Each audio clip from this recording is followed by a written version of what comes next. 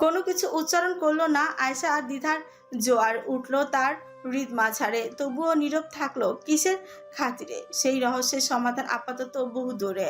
বেলালকে নিঃশব্দে অনুসরণ করলো সে। অন্তর তার ঘোষণা করলো। আপনি ওদের মতো নন বিলাল। অতিবাহিত হলো কিছুদিন। আশা এবং বিলালের মাঝে বর্তমানে অদৃশ্যমান দেয়াল দণ্ডায়মান। এর পেছনে দায়ী আয়শা নিজে। তার সম্পর্কে সে অবহিত। সবকিছুর পূর্বের মতোই চলছে। ব্যবসার কাজ, বিলালকে এদেশের সঙ্গে পরিচিত করানোর কাজ। তার জন্য উভয়কে একটি দীর্ঘ সময় একসাথে কাটাতে হয়। আপাতদৃষ্টিতে সবকিছু স্বাভাবিক থাকলেও বেলাল পরিবর্তন হয়েছে ভীষণ। খুনসুটি পরিহার করেছে। আয়শার উদ্দেশ্যে তার নিবেদনগুলো ফিকে হয়ে এসেছে। বিষয়টি যন্ত্রণাদায়ক ঠেকছে রমণীর নিকট। বর্ষাকালের আগমন ঘটেছে প্রকৃতিতে। বৃষ্টিপাতে ভরপুর সন্ধ্যা। বকুলের থোকায় থোকায় পূর্ণতা পেয়েছে বৃক্ষলতা। এর মাঝে রান্নাঘরে উষ্ণ খিচুড়ির ঘ্রাণ। তার সঙ্গে জুড়েছে ইলিশ ভাপার লোভনীয়তা। নিজের কক্ষ থেকে বের হতেই বাধ্য হলেন বিলাল। কৌতূহলী ভঙ্গিতে পায়ে পায়ে পৌঁছালো রান্নাঘরে। এ বাড়িতে প্রত্যেকেই কাজকর্ম সবার জন্য আলাদা লোক রয়েছে, কিন্তু আজ রান্নাঘরে সেই কর্মচারীর বদলে আয়শা দেখা পেল। বকুলের মতন হলুদাভ বর্ণের শাড়ি পরিধানে, রমণী পাকাপোক্ত হাতে বড়সড় পাশে খিচুড়ি নেড়ে চলেছে। কেশরাশি বেঁধে নিয়েছে খোপা করে। বাইরে বৃষ্টির ছমছমে ধ্বনি। এবং এই দৃশ্য বিলালের হৃদয় আবেশিত হয়ে পড়ল মোহে। দরজার সঙ্গে হেলান দিয়ে দাঁড়িয়ে একদৃষ্টে তাকিয়ে থাকলো। রইল আয়শার কাজেই ব্যস্ত। কারো উপস্থিতি খেয়ালই করেনি। অতর্কিতে তার হালকা খোপা নড়ে ওঠার কারণে খুলে গেল পিঠে। ভাসিয়ে নেমে এলো ঘন চুল রাশি। ইলিশ ভাপার অংশ কলা পাতায় মুড়তে ব্যস্ত আয়শা ভীষণ বিরক্ত হলো। তার অস্বস্তি খেয়াল করে এগিয়ে গেল বেলাল। নিজে সন্নিকটে প্রভাবশালী অস্তিত্ব টের পেল আয়শা। পেছনে ঘুরে কিছু বলতে চাইল, কিন্তু তার আগে বেলালের হাত জড়িয়ে গেল তার কেশ রাশিতে। ত্বক স্পর্শ করা থেকে সম্পূর্ণ বিরত থেকেই সে আস্তে করে আয়শার খোপা পুনরায় বেঁধে দিতে আরম্ভ করলো। সম্পূর্ণ স্থবির রইল রমণী। বিলালের কাঁচা হাতে যদিও খোপা শক্ত হলো না, তবুও বর্তমানে শুধুমাত্র খোপার চিন্তায় স্থির থাকতে পারছে না আয়শার অন্তর। খুব বেশিক্ষণ সন্নিকটে ব্যয় করল না বেলাল। পাশে সরে দাঁড়িয়ে দাঁড়িয়ে যেন কিছুই হয়নি এমন ভঙ্গিতে জিজ্ঞেস করল। তোমাকে এই বাড়িতে রান্নার কাজ করতে কে দিয়েছে? আমি যতদূর জানি তুমি স্টাডি রুমে খাইলের কাজ করছিলে। হাসলো আয়শা। বহুদিন বাদে তার অধরে এই প্রফুল্ল হাসির অস্তিত্ব নজরে পড়ল। বাইরে কি সুন্দর বৃষ্টি হচ্ছে, ভাবলাম দিনটা নষ্ট হতে দেওয়া যায় না। আপনি কি জানেন বাঙালিদের বৃষ্টি এবং খিচুড়ির সম্পর্কে এক অবিচ্ছেদ্য সম্পর্ক? সহসা দৃষ্টি ফিরিয়ে নিল বিলাল। ওই হাসি তার স্পন্দনকে থমকে দিয়েছে। নিজে শাসালো। এতটা অনিয়ন্ত্রণ কবে থেকে হলো তার হৃদয়? সেদিন থেকেই, যেদিন এই রমণী তার তেজস্বী দৃষ্টি এবং কঠোর মনোবল নিয়ে শাড়ি জড়ানোর অঙ্গে তোমার কক্ষের আরামকে দাঁড়ায় বসেছিল। জবাব এলো না তৎক্ষণাৎ। নিজেরই বিশ্বাস হলো না তা। দ্রুত কণ্ঠ পরিষ্কার করলো বেলাল। শক্ত হওয়ার চেষ্টা করল। তোমাকে এই জন্য দায়িত্ব দেওয়া হয়নি। এসব বন্ধ করে কাজে যাও দ্রুত।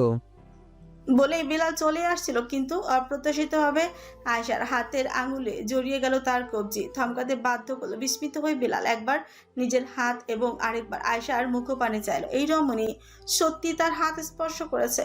স্বপ্ন নাকি রূপকথা? কোন জগতে হারিয়েছে বেলাল নিজেকে? অভিমান করছেন? সামান্য দুইটি শব্দই যেন দ্বিধার দেয়াল গুড়িয়ে দিল। আয়শা আরো কিছু বলতে গিয়ে থমকালো। হাতের বাঁধনে দৃষ্টি পড়তে কেমন যেন আতঙ্ক ফুটে উঠলো তার অভিব্যক্তিতে। দ্রুত হাত ছেড়ে যেতে চাইল, কিন্তু এবার আর সুযোগ না। বিলাল হাতটি শক্তপোক্ত ভাবে চেপে এক টানে রমণীকে নিকটে টানলো। তীব্র ইচ্ছা হলো দুহাত তার কোমরে জড়িয়ে ধরে, কিন্তু নিবারণ করলো নিজেকে। যথাযথ দূরত্বের গণ্ডি পেরিয়ে অসম্মান করার ইচ্ছে হলো না। এই সম্পর্কে কোনো পরোয়াই নেই তার, কিন্তু আশার ক্ষেত্রে সেই ভিন্নভাবে ভাবতে বাধ্য হচ্ছে। রহস্যময়কে কষ্ট দিতে নারাজ তার হৃদয়। কেন বারবার দূরে ঠেলে দাও? কিসের ভয় তোমার? বিলালের কণ্ঠস্বর আহত, পশুর আর্তনাদের মতন শোনালো। তার দৃষ্টি রেখে আয়শা শুধুমাত্র একটি জবাবই দিল। একদিন বুঝতে পারবেন, আর সেদিন আপনি আমাকে সব থেকে বেশি ঘৃণা করবেন বিল্লাল। এই প্রথম আয়শা তার নামটি উচ্চারণ করেছে। সেই অনুভবেই এতটাই নিমজ্জিত ছিল বিলালের মস্তিষ্ক যে রমণীর টলটলে দৃষ্টি এবং বাক্যের অর্থ সেদিন সে অনুধাবনী করতে সক্ষম হয়নি। বিলাল উপলব্ধি করলো সবটাই, কিন্তু ততদিনে অতিক্রান্ত হয়েছে গোটা একটি বছর। ভালোবাসার উত্তাল স্রোতে তার হৃদ সমুদ্র তখনও আগ্রাসী জলরাজ্য, অনুভূতির তোড়ায় সজ্জিত তার এককালের শূন্য হৃদয় বাগান। অতি অপ্রত্যাশিত ভাগ্যের চক্রে সে সম্পূর্ণ দিশেহারা এক প্রজ্বলিত স্নিগ্ধতার প্রেমে শুধুমাত্র নিজেকে জাহির করা বাকি। গিয়েছিল সে দুহাত ভরে প্রিয়সীর প্রিয় কাঠগোলাপের জৌলুর সাথে, কিন্তু সেই কাঠগোলাপ লুটিয়ে গেল ভূমিতে, ছড়িয়ে ছিটিয়ে পড়লো চারিদিকে, ঠিক তার সদ্য ভেঙে চুরমার হওয়ার হৃদয়ের মতন। আয়শার একান্ত নীরের সামনে সড়কে সেদিন দাঁড়িয়েছিল একটি গাড়ি, যে গাড়ির বনেটে হেলান দিয়ে দণ্ডায়মান রেমান গ্রুপের চির প্রতিদ্বন্দ্বী কায়সার পরিবারের বংশধর বাদশা কায়সার। যুবক একা ছিল না, তার পাশে বিলালের হৃদয় হরণ করে নেয়া রমণী আয়শা, যার কোমরে অত্যন্ত নিয়ন্ত্রকভাবে জড়ানো বাদশার বাহু। বেলালের আগমনে তির্যক হেসেছিল সে, যেন তাকে দেখানোর জন্য ইচ্ছাকৃতভাবে আয়শার কপালে ঠোঁট ছুঁয়েছিল বাদশা। তারপর বিজয়ের মুকুট আগলে নিয়ে বলেছিল, বিশ্বাসঘাতকতার স্বাদ বড়ই মধুর, তাই না রমান? কোনো জবাব আসেনি বিলালের পক্ষ থেকে। স্থির দৃষ্টিতে সে শুধু অবলোকন করে গিয়েছিল। অধৈর্যরা কাঁপতে কাঁপতে ফাঁকা হয়েছিল তার। অতঃপর ভগ্নকণ্ঠে শুধুমাত্র একটি বাক্যই উচ্চারিত হয়েছিল, তন্দ্রা হরিণী, আমাকে ভালোবাসলে কি খুব ক্ষতি হয়ে যেত? প্রত্যুত্তর লাভ করেনি বেলাল। বর্তমান পর্যন্ত নয়, বছরখানেক আগের কথা। একটি বিজনেস পার্টিতে সাক্ষাৎ হয় আয়শা এবং বাদশার। আয়শা তখন অপর এক ছোট কোম্পানির কর্মচারী হিসেবে কর্মরত ছিল। তার সৌন্দর্য এবং গুণ উভয় নজর কেড়েছিল স্বয়ং কায়সারের বংশধরের। দীর্ঘদিনের নানা প্রচেষ্টার পর অবশেষে বাদশা কায়সারের প্রেম নিবেদনে সাড়া দেয় আয়শা। ভালোবাসে সে বাদশাকে, সত্যি ভালোবাসে। আয়শার নিঃস্ব আধার যান্ত্রিক জীবনে প্রথমবার আভার প্রদীপ নিয়ে পদার্পণ ঘটেছিল বাদশার। কনিষ্ঠ সন্তান হওয়া সত্ত্বেও ছেলেটির যোগ্যতা এবং গুণাগুণের ঘাটতি ছিল না, যার দরুন পরবর্তী কায়সার অধিপতি হিসেবে তার নামটি তালিকার শীর্ষে উঠে আসে। ক্ষমতাধর এই প্রভাবের বাহ্যিক সত্যিকার বাদশাই ছিল এক ভিন্ন প্রকৃতির মানুষ। শখের রমণীর প্রতি সূক্ষ্ম সূক্ষ্ম নিবেদনগুলো ছিল তার অসামান্য। সেই মায়ায় চলেছিল আয়শা, যন্ত্রণায় শক্ত হয়ে আসা অন্তর একটুখানি সুখ লাভের আশায় বাদশার মাঝে নিজেকে বিলি করেছিল আয়শা। বিয়ে করে বাদশা এবং সে কায়সার পরিবারকে না জানে। বাদশার বক্তব্য ছিল এই মুহূর্তে তার বাবা তাদের সম্পর্ক মেনে নিবে না। কায়সার অধিপতি হিসাবে স্থান থিতু হলেই সে এই সম্পর্ক প্রকাশ্যে আনবে। প্রথম কিছুটা বিব্রত হলেও বাদশার প্রতি অগাধ বিশ্বাস ও ভালোবাসার দরুন আয়শা দ্বিমত করে না। উভয়ের বিয়ে সম্পূর্ণ হয় গোপনে। মাস কয়েক একদম স্বপ্নের মতে অতিবাহিত হয় জীবনে তাদের। গোপনে হলেও আয়শার প্রতি বাদশার নিবেদন কোনোদিনও সামান্যতম ঘাটতি হয়নি। ধীরে ধীরে বিশ্বাসের ভিত্তি আরও জোরালো হয়। বাদশাহ নিজের স্থান পাকাপোক্ত করতে তৎপর হয়ে ওঠে, যা ভরসা দেয় আয়শাকে যে তাকে বরণ করিয়ে নিতে ছেলেটা কতটা প্রচেষ্টা চালাচ্ছে। কিন্তু সেই সুখ বেশি দিন সয় না তাদের কপালে। এক ধ্বংসের প্রবাহ নিয়ে তাদের জীবনে আবির্ভূত হয় বেলাল রেমান। কায়সার পরিবারের চিরপ্রতিদ্বন্দ্বী রেমানদের পুনর্বার ক্ষমতা দখলে প্রচেষ্টা বাদশাকে ভীষণ বেকায়দায় ফেলে দেয়। তিন ভাইয়ের মধ্যে এক নীরব প্রতিযোগিতা আরম্ভ হয়। রেমানদের যে ঠকাতে পারবে সেই ক্ষমতার সিংহাসন লাভে বিজয়ী হবে। এরই মাঝে অপ্রত্যাশিতভাবে বেলালের অ্যাসিস্ট্যান্ট হওয়ার প্রস্তাব আসে আয়শার নিকট। রেমানদের পূর্ববর্তী কর্মচারীর পরিবার হওয়ার দরুন তার প্রতি রেমান অধিপতির অগাধ বিশ্বাস ছিল। আয়শার বাদশাকে বিষয়টা অবহিত করলে তার মস্তিষ্ক সোচারু এক পরিকল্পনার ফাঁদ পাতে। আয়শার সাহায্যে বিজয় হাসিল, তার ক্ষমতা লাভের পথ আরও সহজ হয়ে যাবে তাতে।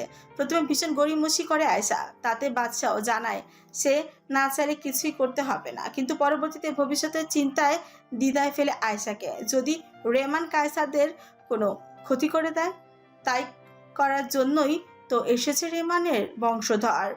বাদশার আতঙ্কে ভুগতে থাকে আয়শা। ইতিমধ্যে কয়েকবার ছেলেটির জীবনের উপর প্রতিপক্ষ হামলা করেছিল। সম্প্রতি তা হয়েছিল তাদের বিয়ের কিছুদিন পূর্বে। নিজেকে মানাতে পারে না আয়শা, তার সামান্য হস্তক্ষেপে হয়তো ভবিষ্যৎ সুন্দর হয়ে যেতে পারে। অবশেষে বাদশার পরিকল্পনায় সম্মতি জানায় সে। সেদিন খুব খুশি হয়েছিল বাদশা, তাকে আলিঙ্গন করে এক চমৎকার ভবিষ্যতের ওয়াদাও করেছিল। আপ্লুত হয়েছিল রমণী সেই ভালোবাসায় নিবেদনে। অতঃপর যা হওয়ার তাই হতে আরম্ভ করে। বেলাল রেমানের অ্যাসিস্ট্যান্ট হিসেবে রেমানদের রাজত্বে প্রবেশ করে আয়শা, আদতে কায়সারদের গুপ্তচর। প্রথমে ভরসাবান হিসেবে নিজেকে প্রতিষ্ঠিত করে দীর্ঘ কয়েক মাসের সময় নিয়ে এরপর শুরু হয় সত্যিকারের খেলা।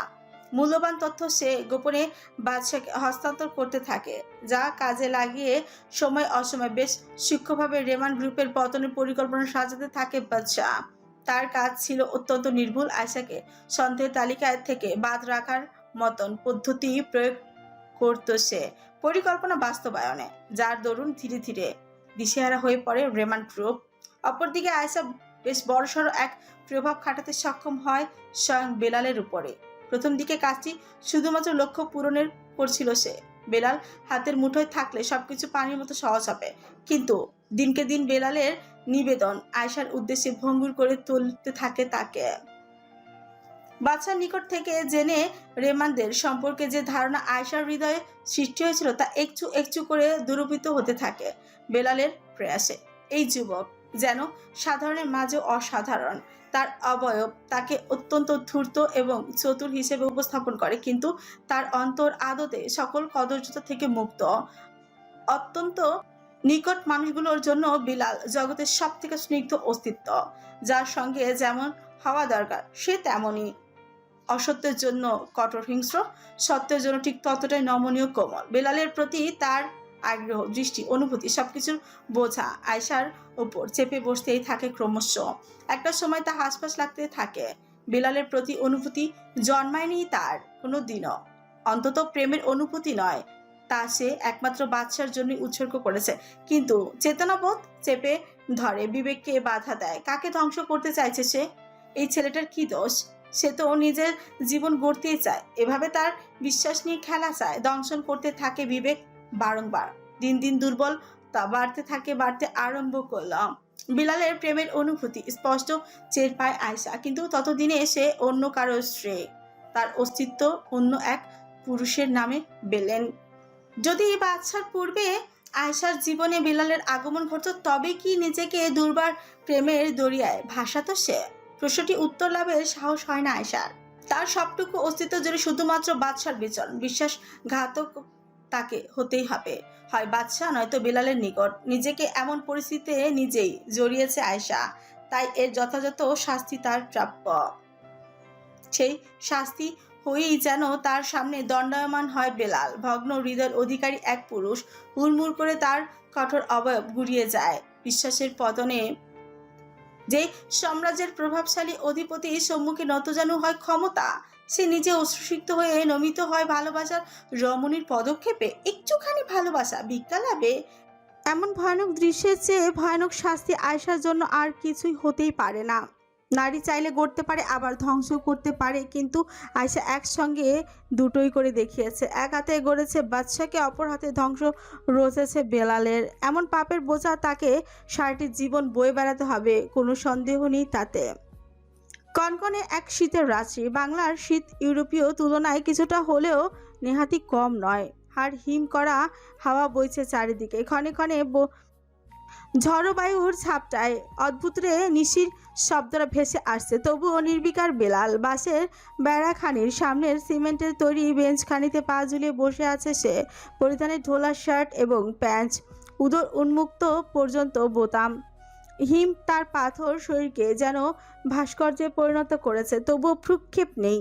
জুতোর দিকে দৃষ্টিপাত করে একাকী বসে আছে, বিন্দুমাত্র অনুভূতি হচ্ছে না, যেন সব চুকুর মোচন হয়েছে অন্তর থেকে। কতদিন পেরিয়েছে, সব শেষ হওয়ার পর হিসেব নেই, ঘন্টা দিন মাসের হিসেব রাখা হয় না। আর তার সব কিছুই ভেঙে পড়েছে তার আশেপাশে, সম্পর্ক, ব্যবসা, অনুভূতি, অবশিষ্ট নেই কিছুই। কায়সারের মোক্ষম চালে মুখ থুবড়ে পড়েছে নতুনভাবে বিস্তৃত হতে চাওয়ার বাসনা। বাবা এসেছেন ইতালি থেকে, ছেলেকে ফিরিয়ে নিতে চান, কিন্তু বর্তমানে বেলাল যেতে নারাজ। সব কিছু থেকে নিজেকে গুটিয়ে নিয়েছে, ঘর থেকে বেরো হতে অস্বস্তি তার। আজ বহুদিন বাদে বোধহয় রাত্রিরে একাকী বেরিয়েছে, কেউ টের পেয়ে থাকলে নিশ্চিত চিন্তা করছে, কিন্তু পরোয়া নেই তার। যার পরোয়া করেছিল সে তাকে জীবনের সব থেকে অধিক যন্ত্রণা দিয়ে হারিয়ে গেল। তবুও রমণীকে ঘৃণা করা যাচ্ছে না, এতটাই ভালোবেসেছিল বেলাল তাকে। এতটাও ভালোবাসা কি আদৌ সম্ভব? অতর্কিতে সড়কে মৃদু বাতির প্রতিফলের মাঝে এক ছায়ামূর্তির অভাব লক্ষ্য করে বেলাল নয়ন তুলে তাকালো, স্থির হয়ে পড়ল সম্পূর্ণ। গ্রীষ্ম গহ্বর জুড়ে মিলিত হলো তার দৃষ্টি। ক্রোধান্বিত হলো না অন্তর, বরং যেন বহুদিন বাদে ভালোবাসাকে অবলোকনে তৃপ্ত হয়েছে তৃষ্ণার্ত অন্তর। ধীর পায়ে এগিয়ে এলো ধূসর শাড়ি পরিহিত রমণী। কিছুই বললেন না বেলাল, এক দৃষ্টিতে চেয়ে থাকলো শুধু বেলালের মুখপানেই।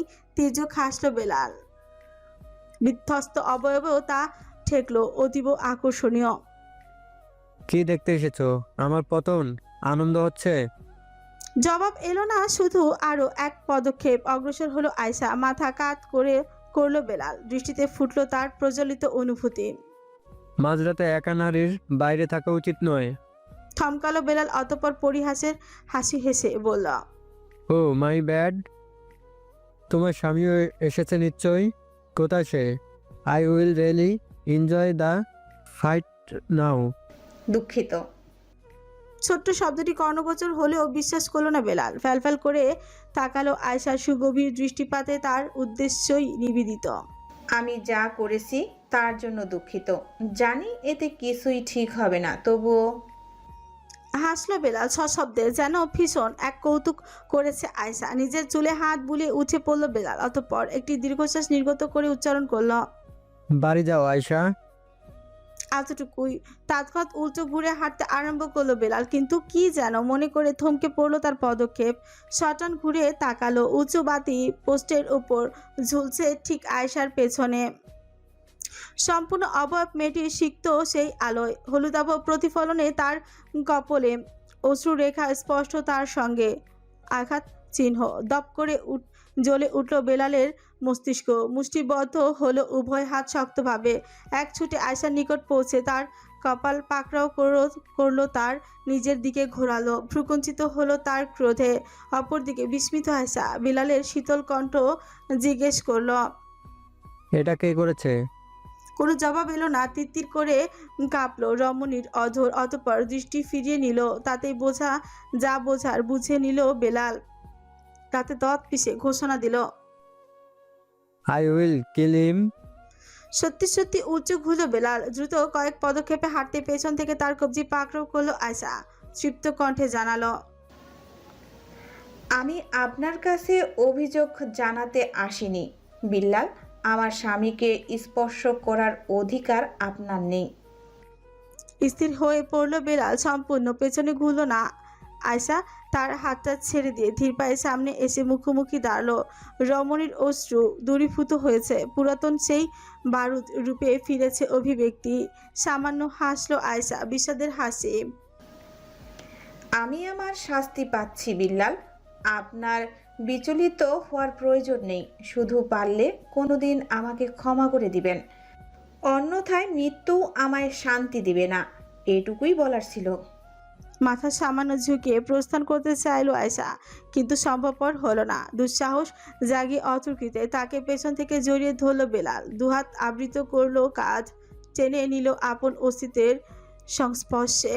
তপতপ করতে থাকলো আয়শার হৃদযন্ত্র। বেলালের দীর্ঘশ্বাস আছড়ে পড়লো তার কাঁধে, তার সঙ্গে অশ্রুপাত। ভগ্ন কণ্ঠ ভেসে এলো, একবার, শুধুমাত্র একবার সুযোগ দাও তন্দ্রা হরিণী।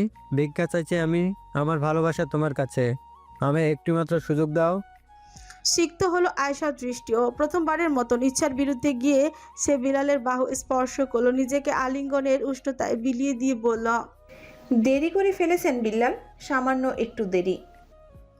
দুঃসাহস ডানায় ভর করে আজ নিজের যথাযথ অনুভূতি প্রকাশে কোনো বাধা মানল না আয়েশা। কারণ কারণ জানে এই হয়তো অন্তিমবার বিলালের হাতটি চেনে, তাই নিজের উদরে স্পর্শ করলো আলতোভাবে। হতচকিত দৃষ্টি অনুভূত করে বিড়বিড় করল, আমার গর্ভে একটি প্রাণ বেড়ে উঠছে, যার পরিচয় আপনার নয়, অন্য এক পুরুষের। দীর্ঘ মুহূর্ত ভর স্তব্ধ হয়ে চেয়ে রইল বেলাল। আয়শা ভাবলো ঘৃণায় নিজেকে এখনই গুটিয়ে নেবে সে, কিন্তু বেলাল রেমান যে সর্বদাই অপ্রত্যাশিত স্পর্শ স্মরণা পুরুষটি বরং হাঁটু মুড়ে বসলো সামনে, নত হলো আরও একটিবার ভালোবাসার তরে। শাড়ির আঁচলে আচ্ছাদিত উদর গর্ভে চেয়ে বিলাল আরও একবার আলতোভাবে ছুঁয়ে দিল, ব্যক্ত করলো, আমার সন্তানও ভালোবাসা ওকে আমি, তোমার চাইতো দ্বিগুণ। আপনি কি মানুষ? হাহাকার করে উঠল আয়শা, ভেঙে পড়ল তার শরীর, লুটিয়ে গেল সড়কে আলিঙ্গনে বেঁধে ফেলল বিলাল, হাসল মৃদু। রমণীর জমাট বাঁধা সকল অনুভূতির জোয়ারে আজ ভেসে গেল মুহূর্ত।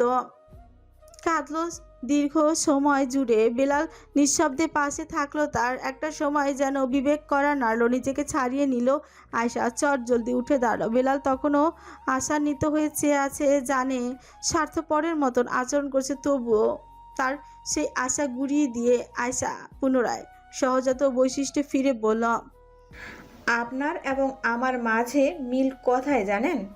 প্রশ্নবোধক দৃষ্টিতে তাকালো বেলাল। আমরা উভয়ই ভুল মানুষকে ভালোবেসেছি। হৃদয়ের বিষাদ তরঙ্গের ঝংকার তুলল, অশ্রু ঠেকানো যায় এবার। আর রমণী থামলো না, থমকালো না, ঘুরলো হাঁটতে হাঁটতে জানালো, ভুলে যান বিলাল, কোনো প্রয়োজন নেই এমন বিশ্বাসঘাতক তন্দ্রা হরণীকে স্মরণে রাখার। আমার মতো অধম আপনার মতো দেবদূতের যোগ্য নয়। অদূরে মিলিয়ে যেতে থাকলো আয়শার পদচারণা। উঠল বেলাল আজও, অথচ উচ্চ কণ্ঠে পাল্টা জানালো, অভিশাপ দিলাম, তৃপ্ত মরুর বুকে ফেটে চলো, প্রতীকের জল সুদার তৃষ্ণা হও তুমি, নামক মরীচিকার ভ্রম আমার সারাটি জীবনে নিবারণ না হোক আয়শা।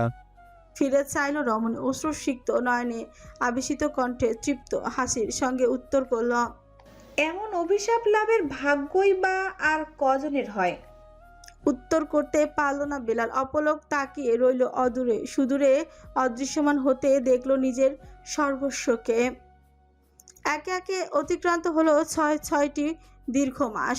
নিজের ভঙ্গুর অবস্থাকে পুনরায় গড়তে সময়টি প্রয়োজন হয়েছে বেলালের।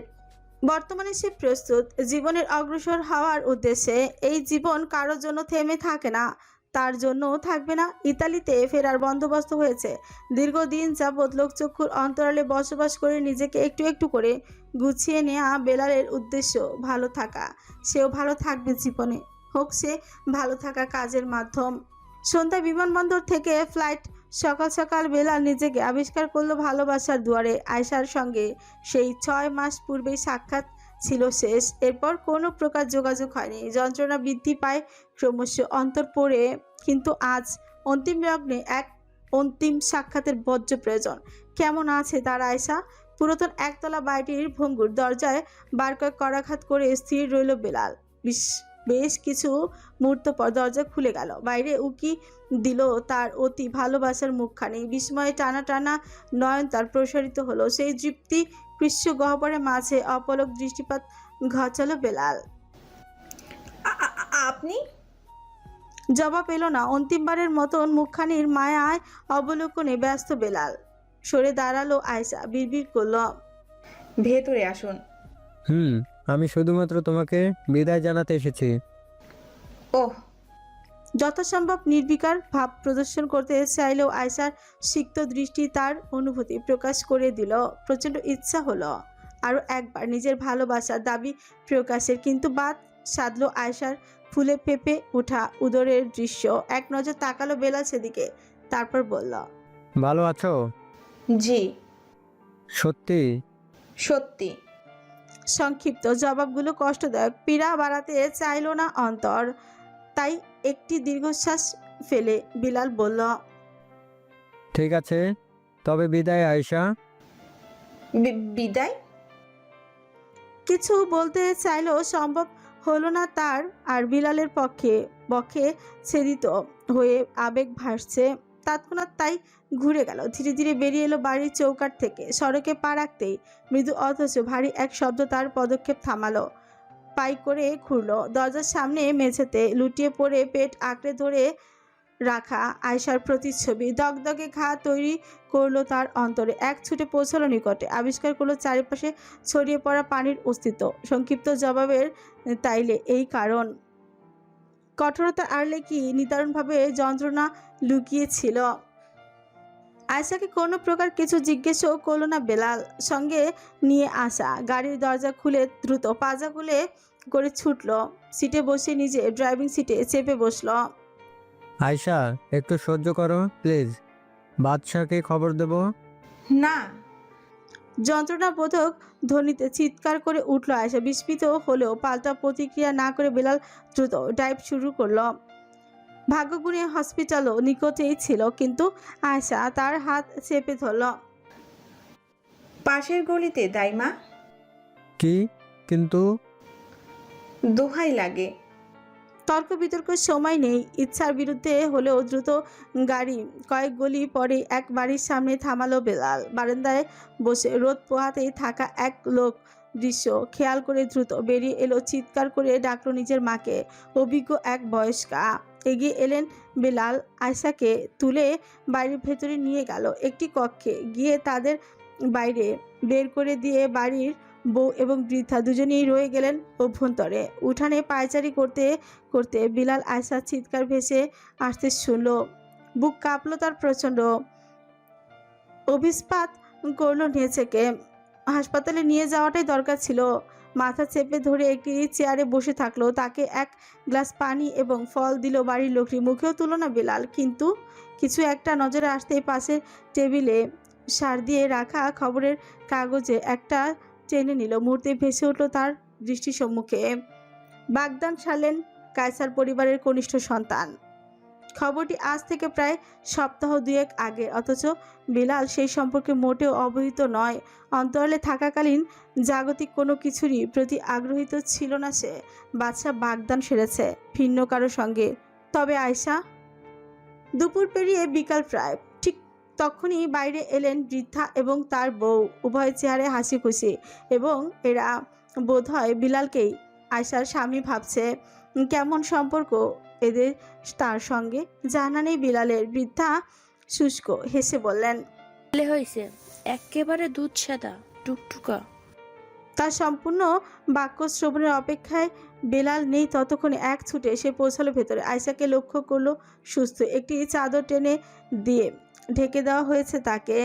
তার ঠিক পাশে বিছানায় এক নরম কাপড়ের মাঝে নড়চড় করছে অত্যন্ত ক্ষুদ্র এক অস্তিত্ব। পায়ে পায়ে এগুলো বেলাল কৌতূহলী হয়ে উক্কি দিল। শুভ্র এক মুখ, চোখজোড়া বন্ধ, লালচে হয়ে রয়েছে গাল থেকে কান পর্যন্ত। সামান্য নড়ছে যেন দৃষ্টি মেলতে চাইছে। অপলক চেয়ে রইল বেলাল। অদ্ভুতভাবে দৃষ্টি ফেরানো দেয়। অতর্কিতে তার কাঁধে চেপে বসলো বাড়ির কর্তার হাত।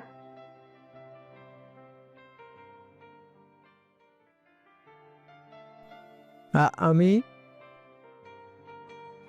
একটি শক্ত ঠোক গলাৎকরণ করে আয়শার উদ্দেশ্যে তাকালো বেলাল। নিঃশব্দে চেয়ে আছে, নিজে অদ্বিধান্বিত। অবশেষে মাথা নেড়ে সম্মতি জানালো আয়শা। এক দীর্ঘশ্বাস ফেলল বেলাল। অত সন্তর্পণে নবজাতককে নিজের কোলে তুলে নিল। বুকে স্পর্শ করতেই কেমন যেন অনুভূত হলো।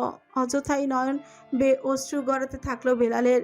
প্রায় কেঁদেই উঠেছিল নবজাতক, কিন্তু তার কানের নিকট মুখ নিয়ে মৃদু কঞ্চে পবিত্র আজানের ধ্বনি বিড়বিড় করতে থাকলো বেলাল। তাতে ফল হলো। স্থবির হয়ে নবজাতক যেন শ্রবণ করে গেল। সামান্য দৃষ্টি মেলে অবলোকন করলো বেলালকে।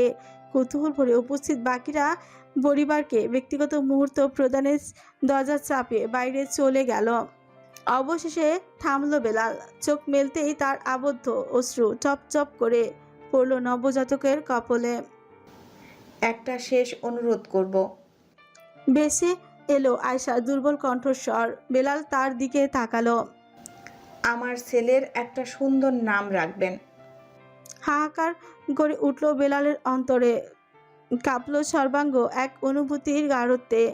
ঝুঁকলো বেলাল, কয়েক মুহূর্ত কি যেন ভাবলো, তারপর নবজাতকের কপালে অধর ছুঁয়ে বিড়বিড় করলো। আসমান গগনের ন্যায় সুবিশাল এবং উদার, দিনে দিবাকর, রাত্রিতে চন্দ্র, তারকাবাজি ভরপুর থাকুক সে আজীবন। দৃশ্যটি দৃষ্টি ভরে অবলোকন করলেন আয়শা। অশ্রুসিক্ত হলো তার নয়ন। বিলাল এবং তার বলিষ্ঠ বাহুর মাঝে সদ্য জন্ম নেওয়া সন্তান, হয়তো এটি তার জীবনে সত্য হতে পারত, কিন্তু তা বর্তমানে মধুর বই কিচ্ছু নয়। বিলাল সাবধানে নবজাতককে আসমানকে আয়শার পাশে শুইয়ে দিল। কিছুটা অধিকার ফলিয়ে রমণীর কপালে নিজের স্নেহের হাত বুলিয়ে আনল। আয়শা, জানি এমন কথা বলার মুহূর্ত নয়, কিন্তু দুর্বল হবেন না। একটি বাক্যই যথেষ্ট বেলালকে বর্তমানে ফিরিয়ে আনতে। আয়শার দুর্বলতা মিলিয়েছে আধারে। তৃপ্ত দৃষ্টিতে সে বিলালকে দেখল। আপনার ইতালির ফ্লাইট আছে তাই না? তুমি জানলে কি? যান, সন্ধ্যা হয়ে এসেছে, দেরি হয়ে যাবে। কিন্তু আপনাকে অসংখ্য ধন্যবাদ। আমি এবং আমার সন্তান আজীবন কৃতজ্ঞ থাকব আপনার প্রতি। তবে আমাদের আর কোনো দিন সাক্ষাৎ না হলেই আমি খুশি হব। বিদায় বিল্লাল। এরপর আদতে মুখ খোলার মতন কিছুই থাকে না। দৃষ্টি নামিয়ে পরিহাসের হাসি হাসলো বেলাল, তারপর বিড়বিড় করল। অবশ্যই আয়শা, বিদায়। জড়িয়ে এলো কণ্ঠস্বর। ভালো থেকো তন্দ্রা হরিণী। জোরপূর্বক অধর চেপে নিজেকে নিয়ন্ত্রণ করলো আয়শা। বিলাল উঠল, ঝুঁকে আরো একবার দেখলো নবজাতককে প্রাণ ভরে আলতো ছোঁয়ায় ক্ষুদ্র হাতটি চেনে নিজের অধর স্পর্শ করলো। Be a good boy my angel, and শু টেক কেয়ার অব মামা। চকিতে আয়শার দিকে চেয়ে উঠল বিলাল। ঠোক গিল সম্পূর্ণ, ভেঙে আসছে শরীর, আর সম্ভব নয়। তৎক্ষণাৎ উল্টো করে হন হন করে বেরিয়ে গেল সে। আজীবনের জন্য চেয়ে থাকলো আয়শা অপলক। নবজাতকের তীব্র কান্নায় ধ্বনিত উঠল। তাকে বুকে চেপে ধরলো, তাল মিলিয়ে কাঁদলো নিজেও। এক লহমায় মস্তিষ্কে ভাসলো কত শত না পাওয়ার আক্ষেপ, যদি, কিন্তুর ভিড়ে জর্জরিত হলো অন্তর। তবে এত সব না পাওয়ার মাঝে এক টুকরো স্বর্গ সুখ তার বুকে, তার ছেলে আসমান, বেঁচে থাকার প্রেরণা, লড়াই চালিয়ে যাওয়ার স্পৃহা। বিলালকে অপবিত্র করার অধিকার নেই, ঠিক তেমনি বাদশাকে ছেড়ে দেওয়ার সুযোগ নেই। একলা চলবে সে নিজের সন্তানকে নিয়ে, কোনো পুরুষের সহযোগিতার প্রয়োজন নেই তার। কর্মফল ভোগ করবে, আগলে নেবে ভাগ্যকে। বাদশা তাকে যে যন্ত্রণা দিয়েছে তা সুদে আসলে ফেরত দেবে। যোগ্য হবে সে, নিজের ছেলেকে গড়বে নতুন শিক্ষায়। অতঃপর বহু বহু বছর পেরিয়ে যদি সত্যি কোনো এক সময়ে আবারও বিলালের সঙ্গে তার সাক্ষাৎ হয়, যদি সত্যি বিলাল নিজের কথা রাখে, যদি সত্যি ভাগ্য সহায় হয়, তাহলে হয়তো নিজেকে দ্বিতীয় সুযোগ দেওয়ার দুঃসাহস করবে আয়শা। কিন্তু আপাতত সমাপ্তি এক না পাওয়া উপাখ্যানের। বর্তমান নৈশব্দ, গাঢ় নৈশব্দ, অতঃপর একটি দীর্ঘশ্বাস। বেলাল রেহমান সোফায় সোজা হয়ে বসলেন। বিপরীত প্রান্তে রোজা মাথা নিচু করে এক দৃষ্টে ফটো অ্যালবামের দিকে চেয়ে আছে। নয়নের কোণে জমা হওয়া অশ্রু ফোঁটা অতি সন্তর্পণে মুছে নিলেন বেলাল। বিড়বিড় করলেন, মাঝে মাঝে সময়, পরিস্থিতি, অনুভূতি, কোনো কিছুই আমাদের হাতে থাকে না। আমি বরবাদ হয়েছি আয়েশাকে ভালোবেসে, আয়েশা বরবাদ হয়েছে বাদশাকে ভালোবেসে। এই ভাগ্যচক্র যেন এক রঙ্গমঞ্চ, তাই না? বাবা, কম্পিত কণ্ঠে উচ্চারণ করলো রোজা। এর অধিক কিছুই বলা সম্ভব হলো না। এখনো প্রশ্ন রয়েছে তার, এরপর কি হয়েছিল, কিন্তু তা করতে বাদ সাধছে। বিলাল নিজে থেকেই বললেন, আমি আর একবারে বাংলাদেশে এসেছিলাম প্রায় বছর 3 পর। চিত্রলেখা এবং চারুলতাকে দত্তক নিয়েছিলাম। তীব্র ইচ্ছা হয়েছিল সেবার একটিবার আয়েশার দর্পণ লভের, কিন্তু করিনি। আমার আরও একবার ফিরিয়ে দিতে হয়তো সেই যন্ত্রণা সহ্য করতে পারতাম না। ততদিনে কয়সার একদম জেঁকে বসেছে ক্ষমতার গদিতে। হঠাৎ প্রচণ্ড দুঃসাধ্য, তাই ফিরে যাই। নিজের মেয়েদের নিয়েই সুখে স্বপ্ন বুনি, তবুও তাদের মাঝে প্রায় খুঁজে বেড়াতাম কাকে জানো? রোজা সিক্ত দৃষ্টিতে তাকালো। বেলাল সামান্য হাসলেন রোমন্ত করে। আসমানকে। জীবনে প্রথম যে নবজাতককে বুকে আগলে নিয়েছিলাম, তার অনুভবের স্বাদ কোনো কিছুতেই যেন মিটবার ছিল না। সামান্য থামলেন বেলাল, বিষাদ ভর করলো চেহারায়। এরপর আরও কৃতক বছর পর হুট করে একদিন শুনলাম আয়শা জীবিত নেই। কে হয়েছে, কিভাবে হয়েছে কিছুই জানতাম না।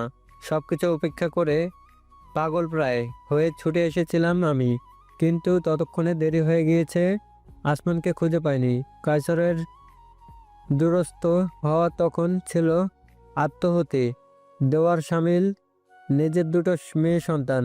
ওদের বিপদে ঠেলাতে পারতাম না, তাই স্বার্থপর কাপুরুষের মতন পিছু হটতে বাধ্য হই। আরও বহু বছর পর অন্ধকার জগতে রাজত্ব করে বেড়ানো কিলিং মেশিনের নাম শুনতে পাই। আসমান দ্য কিলিং মেশিন যন্ত্রদায়ক এক উপলব্ধি। রোজার পক্ষে আর সম্ভব হলো না উঠে দাঁড়িয়ে। পায়ে পায়ে সে বেলালের নিকটবর্তী হলো, দু কাঁধে বাহু জড়িয়ে বিড়বিড় করলো।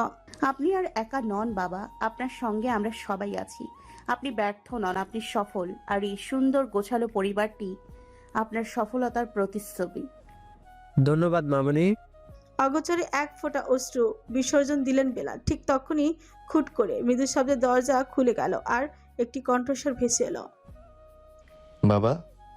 চট করে তাকালেন বেলাল। রোজাও হতচকিত হয়ে আবিষ্কার করলো দরজার পাশে দাঁড়ানো আসমানকে। এই তীব্র শীতেও কেমন ঘমার্ত তার শুভ্র শরীর, চিকচিক করছে তা। খানিকটা উদ্ভ্রান্ত দৃষ্টি রোজাকে লক্ষ্য করে আসমান থামল। ও, তুমিও এখানে? কি ব্যাপার বেবি? চিন্তিত হয়ে জিজ্ঞেস করলেন বেলাল। অতঃপর এক নজর রোজার উদ্দেশ্যে তাকালেন, ইশারা করলেন সূক্ষ্ম অনুরোধ। আসমান যেন কিছু উপলব্ধি না করে। রোজা তাই নীরব রইল। ধীরে ধীরে এগিয়ে এলো আসমান। কোনো জবাব দিল না, সোফায় লুটিয়ে পড়লো। কোনো কিছু উচ্চারণ না করে বেলালের কোলে মাথা রেখে গুটিসুটি দিয়ে চোখ বুঝলো। সামান্য হাসলেন পিতা, কপালে হাত বুলিয়ে শুধলেন। স্বপ্ন দেখেছো? হুম। এতটুকুই। বিলাল আর কিছু জিজ্ঞেস করলেন না, নিজের মাঝে আগলে নিলেন সন্তানকে, ঝুঁকে কপালে চুমু খেলেন। ঘুমাও, আমি আছি তোমার সাথে। অত্যন্ত আপ্লুত অনুভব করলো রোজা, কিন্তু জোরপূর্বক তা প্রদর্শন থেকে নিজেকে নিবারণ করলো। বিছানা থেকে একটি চাদর টেনে এনে আসমানের শরীরে ছড়িয়ে দিল। সোফার সামনে উবু হয়ে বসলো, কপালে আলতো স্নেহে বুলিয়ে দিল। একটি হাত নিজের মুঠোয় আবদ্ধ করে বলল, হ্যাঁ আসমান, আমরা তোমার সাথে আছি। দৃষ্টি মেলল না আসমান ঠিকই, কিন্তু তার অধরে প্রস্ফুটিত হওয়া পরিতৃপ্তির হাসিখানি পিতা এবং স্ত্রী কারোরই দৃষ্টি এড়ালো না। আধার রাত্রি নির্জন সড়কের এক ধারে রীতিমতো অপ্রত্যাশিত ভাবে একলা দণ্ডায়মান একটি স্ট্রিট লাইট। তার আভার নিচে বাইকে বসা নিহাত গ্লাভস পরিহিত, শক্ত হাতে ফোন ঘাটছে। লোকেশনটা গুলিয়ে ফেলেছে, নিশ্চিত হতে ম্যাপ দেখছে। ঠিক তখনই স্ক্রিনে মেসেজের শট ভেসে উঠল। নাগরানীর বিষাক্ত ছবল। সামনে আসো, একটা চটকানা দিয়ে দাঁত ফেলে দেব। খিলখিল করে হাসলো নিহাত, পাল্টা মেসেজ করলো, আল লিটল শিট। বারে, তুমিই তো বললে আপু ডাকতে, যখন সত্যি সত্যি ডাকলাম দোষ হয়ে গেল। আমার বন্ধু বান্ধবদের সামনে চুরি চুরি ইচ্ছে করে কাক হেসে বলতে বলিনি, চিন্তা কোথাকার। সহমত আপু, কিন্তু কি বলুন তো, তারা আমাকে আপনার বয়ফ্রেন্ড ভেবে বসছিল। একটু উচিত জ্ঞান তো দিতেই হতো, বলুন। শাট আপ, তোমাকে আর কোথাও নিয়ে যাব না। পার্টির ফ্রি খাবারের কথা শুনে লোভীর মতন হাত জোর করেছিলে, সহমর্মিতার দাম নেই। আরে আপু, আপনি উত্তেজিত হয়ে যাচ্ছেন কেন? Stupid sheet. সিটেঙ্গা ফুয়ারল্লে ডুবাইগিরি মারাত দে না। তুমি একবার মেঘটিরে আসো, তোমার মেজবান খাওয়াবো আমি সবাইকে। খাওয়াও প্লিজ, আমার প্লেটে যেন মাংস বেশি পড়ে। নিহাত, তোমরা মেয়েরা যে কথায় কথায় আমাদের ভাইয়া বানিয়ে দাও, এবার বুঝতে পারছো সেই ভাইয়া ডাকার জ্বালা। সিন হলো, কিন্তু আর রিপ্লাই এলো না। শুধুমাত্র ক্রোধের রিয়্যাক্ট দিয়ে চারুতা অফলাইন হয়ে গেল। খেপেছে ভীষণ। মিটমিট করে হাসলো নিহাত, তারপর ফোন পকেটে ভরলো। ব্যাপার নয়, কিছু একটা করে মান ভাঙানো দুষ্কর হবে না। হ্যান্ডেল হাত রেখে যেই না সে বাইক চালু করতে যাবে, তখনই ঘটলো ঘটনাটি। পেছন থেকে তীব্র বেগে তেড়ে এলো একটি cargo van. Nihat rear view মিররে দেখলো যেহেতু সম্পূর্ণ ফাঁকা তাই তেমন পরোয়া করলো না, কিন্তু ষষ্ঠ ইন্দ্রিয় তার সতর্ক করলো অতর্কিতে। অত্যন্ত দ্রুত হ্যান্ডেল পাকড়াও করে ইঞ্জিন চালু করলো, কিন্তু শেষ রক্ষা হলো না। কার্গোটি অন্তিম মুহূর্তে ভীষণ এক বাঁক কেচে নিহাদের বাইকটি ধাক্কা দিল সজোরে। এতটা জোরালো সংঘর্ষে নিহাদের শরীর এবং বাইক উভয় ছিটকে গেল সড়কের হাত 10 দূরে গিয়ে আশ্রয় পড়ল নিহাত। হেলমেট পরিহিত মাথায় আঘাত লাগলো প্রচণ্ড, তবুও জ্ঞান ছিল তার। সেইটুকু কেড়ে নিল দানবের ন্যায় উড়ে আসা বাইকটি। শত ওজনের ভারী ধাতব যন্ত্রটি তার শরীরকে পিষে ফেলেছে। সড়কে চেপে বসলো উভয় পায়ে। একটি মাত্র প্রশ্বাস গ্রহণের সুযোগ পেল নিহাত। অতঃপর পিনপত নীরবতা।